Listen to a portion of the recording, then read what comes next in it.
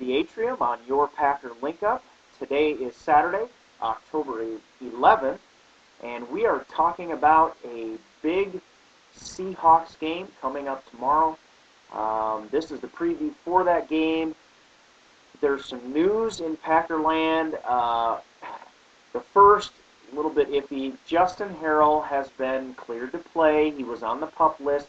He is now able to practice with the team. So he will be out on the practice field and possibly be added to the roster and able to play in the near future. I don't know what all you think about that. Personally, I'm not getting excited about it at all. I know Green Bay, with the injuries to the defensive line, are going to be excited about the chance to get Justin Harrell back on the defensive line, give that defensive line a little bit of a rest, get him in the rotation. Personally, I just don't expect anything out of Harrell.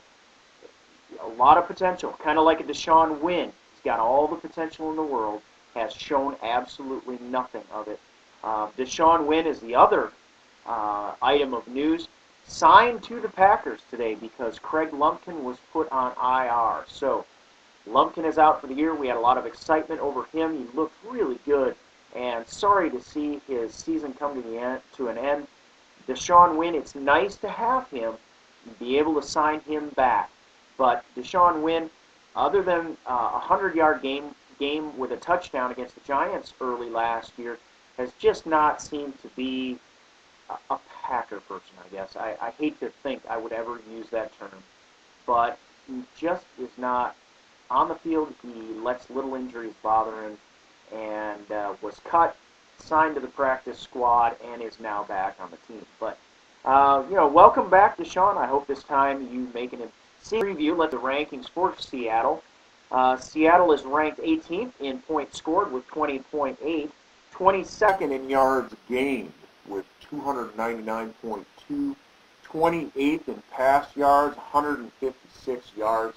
Now remember, this is a team that has been absolutely decimated in the receiver core with injuries, but they do have, I believe, Deion Branch back. They did sign Corin Robinson. I don't know if he's going to be on the field or not, but he is on their team. Seahawks in rush yards, however, are ranked number 6. So, knowing the Packers' difficulty with rush defense in recent games, that is a cause of concern. Apparently, the Seahawks are not missing Shaun Alexander. Packers, on the other hand, are ranked 8th in points with 26.6. You'll see in my prediction that I predict them to drop below that in this game. They are ranked 11th in yards per game, 337.4 yards. 8th in pass yards with 241.8. We still have a passing game. We are effective. I think we can be more effective if we would throw more of the short passes and continue to get the tight ends involved. But we are still ranked 23rd in rush offense, yardage-wise. Less than 100 yards per game from our rushers, 95.6. Hopefully that's going to turn around real quick, which brings me to some question marks for Green Bay in this game against Seattle. Number 1, will Ryan Grant have a breakout game? Last game he had about 18 rushes for a little over 80 yards, which was very good. Good to see. Makes us feel like the team is on the up. The rushing game, the ground game is on the upswing.